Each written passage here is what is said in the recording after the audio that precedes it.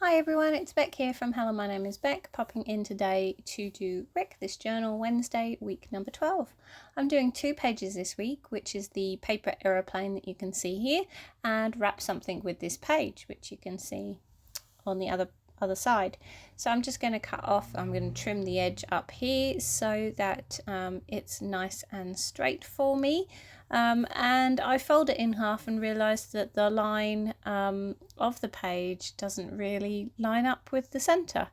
So I actually end up going onto YouTube and Googling how to make a paper aeroplane. Which is quite interesting because I'm in my 30s and I can't even remember how to make a paper aeroplane, which I'm sure I did lots of when I was a child. Let me know, you might be in your 30s, 40s, 50s or 60s. Do you know how to make a paper aeroplane? So I have googled this guy and he's given me like this really aerodynamic paper aeroplane, so I'm folding the way he's telling me to on the video. I don't think it flies as far as his does because he actually uses a whole basketball court. But you'll have to see. I have a flight after this video of me folding it, and I also have some outtakes at the end of this video where I tried 5 or 6 times before I actually got the flight that I actually needed to use for this video. So you will have to have a look. My paper did tear there. You can see there's a white notch on the corner. So maybe he used a different paper and that's how he could fly it down a basketball court. He also told me to bend up the back wings there so that it's more aerodynamic. So here we go. I will take you into the flight. So this is my brand new garden. You've got Jadzia who's watching and being like, oh, okay, that's... And then she's more distracted by the plant. So now I am wrapping it up. So I've got some journaling on that side of the page and I don't want to use the page itself to wrap the paper aeroplane. So I actually took a photocopy of the double page spread before I actually started this video. And so I am going to be wrapping my paper aeroplane in the photocopy of the page. So it saves my journaling.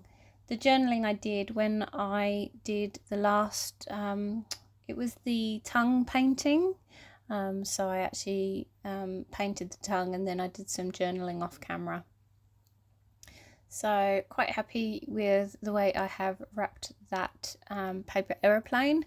I thought I'd wrap the paper aeroplane as previously I've stapled the float your boat or float this page into my journal, so I wanted to record my paper aeroplane as well. So now I'd had fun doing these 2 pages. This was Tuesday evening, I think, and it was beautifully sunny outside. The cats came out with me just for a little...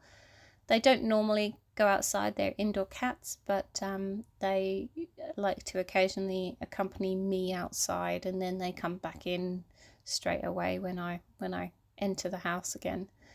So I am just tying up this beautiful wrapped paper aeroplane with some purple twine, and this is how I put this into my journal.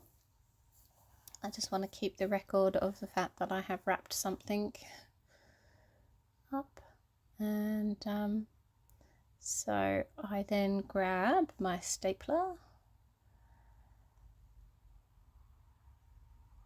and pop that down to, and then I, for artistic reasons, I then add 2 more staples, and then I think I trim off the excess on the other side, but before that I do pull the package up a little bit further because it was hanging out the bottom of the journal.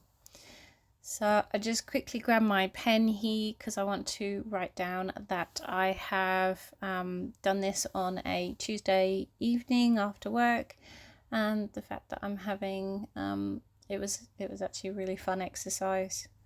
So And I hope everyone else is doing well this week. I am on the home stretch. It is a Wednesday evening that I am doing this voiceover, so that means I have one day left of work. Woo-hoo!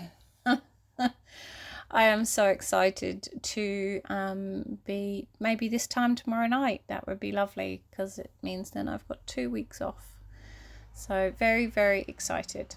And I'm having a good week so far. So you can see that I'm writing that there. So it's actually one day till school holidays now. Yay!